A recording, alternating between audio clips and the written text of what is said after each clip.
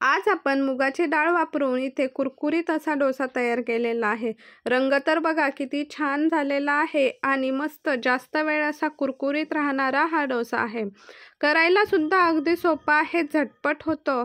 यामध्ये ज्या छोट्या छोट्या 2 ते 3 टिप्स सांगितलेल्या आहेत त्या तुम्ही नक्की फॉलो करा, म्हणजे तुमचा डोसा अगदी कुरकुरीत, पातळ आणि रंग सुद्धा छान येईल। तुम्हाला हव्या त्या आकारामध्ये तुम्ही हा डोसा बनवू शकता। बघा इथे यासाठी लागणाऱ्या ज्या 2 चटण्या आहेत त्या सुद्धा मी तुमच्यासोबत शेअर केलेल्या आहे, त्यामुळे हा व्हिडिओ तुम्ही शेवटपर्यंत नक्की बघा। आज आपण ओल्या नारळाची नाही तर वेगळी अशी एक चटणी बनवणार आहोत, ती सुद्धा तुम्ही नक्की बघा। डोस्याचे पीठ भिजवत असताना घ्यायची काळजी किंवा मग ते किती वेळ भिजू घालायचं हे सुद्धा यामध्ये सांगितलेलं आहे, त्यामुळे व्हिडिओ शेवटपर्यंत नक्की बघा। चला तर मग सुरुवात करूयात। आता इथे एका मोठ्या कढईमध्ये मी घेतलेला आहे अर्धी वाटी मुगाची डाळ, 1 वाटी उडदाची डाळ आणि त्याच वाटीने इथे 3 वाटी तांदूळ आपण मोजून घेतलेला आहे। तुम्हाला शक्य असल्यास तुम्ही रेशनचा तांदूळ वापरू शकता, माझ्याकडे नव्हता म्हणून मी हा वाडा कोलम जो तांदूळ आहे तो वापरते। आता हे पूर्ण तीनही डाळी मस्त अशा छान हाताने मिक्स करून 2 ते 3 पाण्याने स्वच्छ धुवून घ्यायच्या। आता ह्या डाळी धुत असताना आपण आत्ताच चोळून डाळी धुवायच्या, कारण यानंतर आपण जे भिजत घालणारं पाणी आहे ते आपल्याला परत डोशासाठी वापरायचं आहे, म्हणजे ज्यावेळेस आपण बॅटर बनवतो त्यावेळेस त्याचा वापर करायचा आहे। त्यामुळे हाताने व्यवस्थित चोळून 2 ते 3 पाण्याने हे तांदूळ आणि डाळ स्वच्छ धुवून घ्यायची। यानंतर त्याच्यामध्ये पाणी घालून त्याच्यावर झाकण ठेवून हे आपल्याला 6 ते 7 तासापर्यंत छान भिजत घालायचं आहे। पाऊस असेल किंवा मग खूप थंडी असेल तर हे पीठ भिजायला थोडासा वेळ लागतो, म्हणजेच हे आंबण्यासाठी थोडं जास्त वेळ घेते। इथे बघा आपण व्यवस्थित पाणी घालून याच्यावर झाकण ठेवून अगदी 6 ते 7 तासापर्यंत हे भिजत घालायचे आहे। इथे आपले तांदूळ आणि डाळ छान भिजलेली आहे, एकदम मस्त पांढरे शुभ्र तांदूळ आणि डाळ सुद्धा छान टम्म फुगलेली दिसत आहे।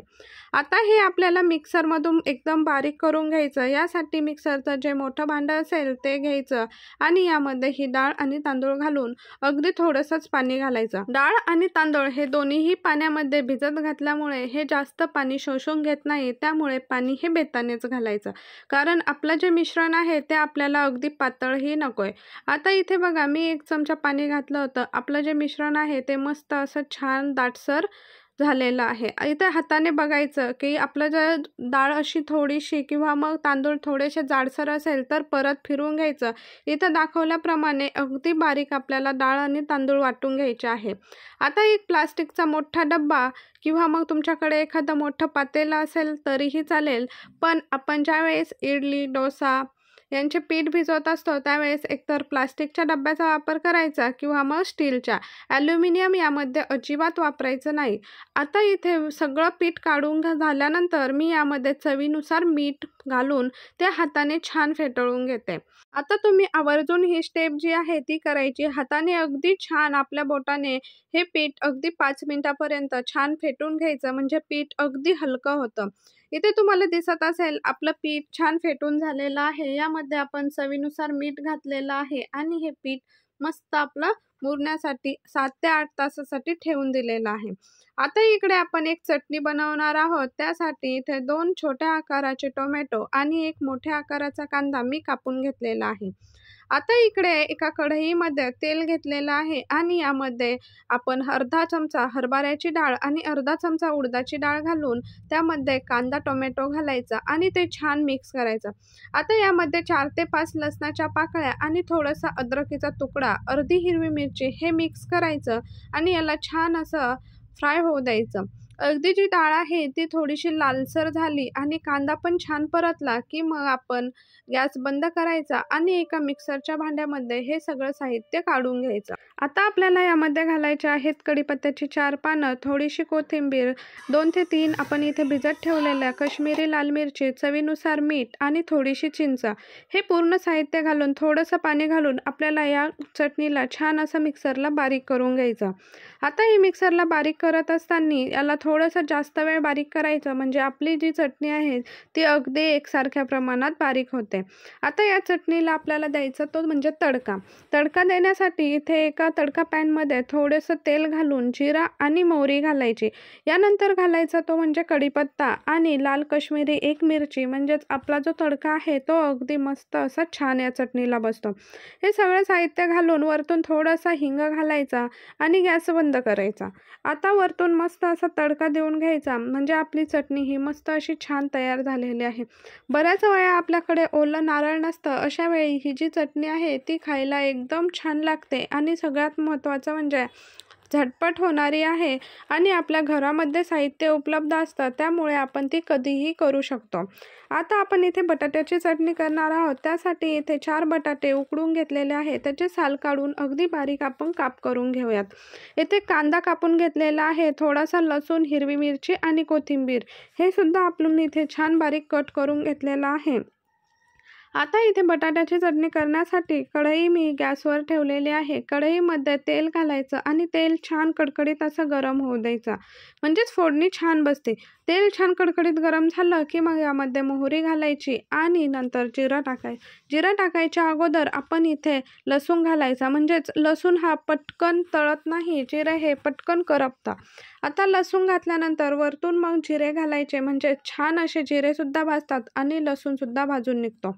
आता यानंतर आपण याच्यामध्ये घालणार आहोत कांदा, हिरवी मिरची, कढीपत्ता हे जे सगळं साहित्य आहे ते आपण यामध्ये घालून छान अगदी कांदा गुलाबी होईपर्यंत परतून घेणार आहोत.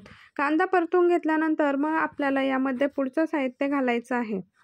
इथे बघा छान गुलाबी कांदा परतल्यानंतर यामध्ये घालायची हळद आणि हळद छान मिक्स करू घ्यायची आणि यानंतर आपण याच्यामध्ये जे बारीक करून उकडून घेतलेले बटाटे आहेत ते यामध्ये घालून पूर्ण बटाटे छान मिक्स करायचे.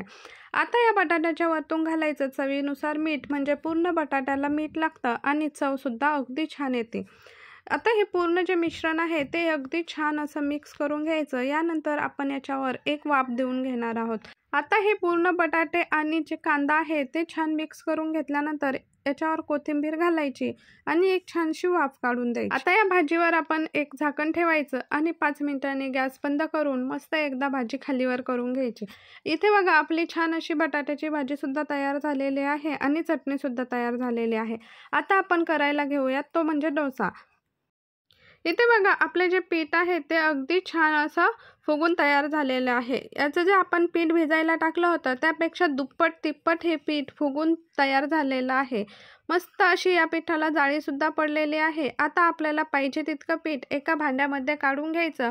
सगळ्या पिठामध्ये एकदाच आपण चमचा बुडवायचा नाही.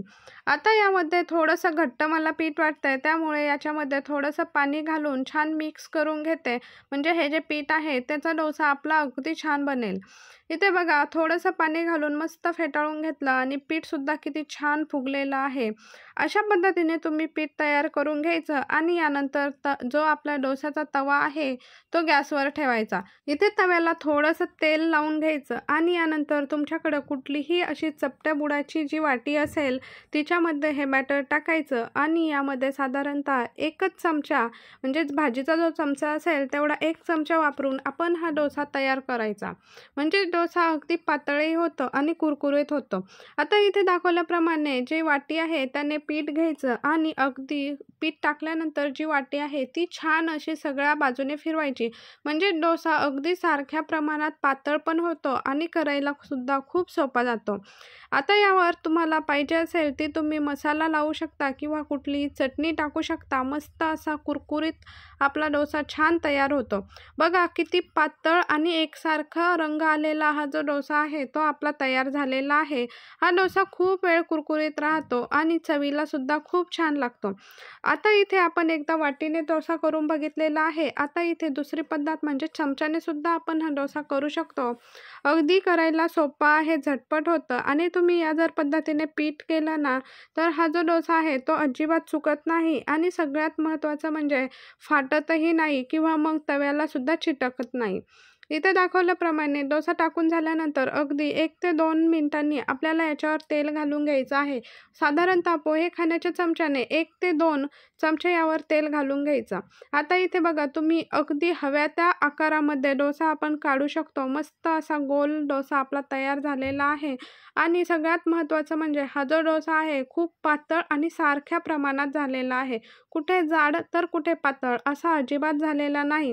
तर ही रेसिपी तुम्हाला कशी वाटली हे मला कमेंट करून नक्की सांगा. आणि आपले व्हिडिओ जर आवडत असेल तर आपल्या व्हिडिओला लाईक आणि चॅनलला सबस्क्राईब करायला अजिबात विसरू नका.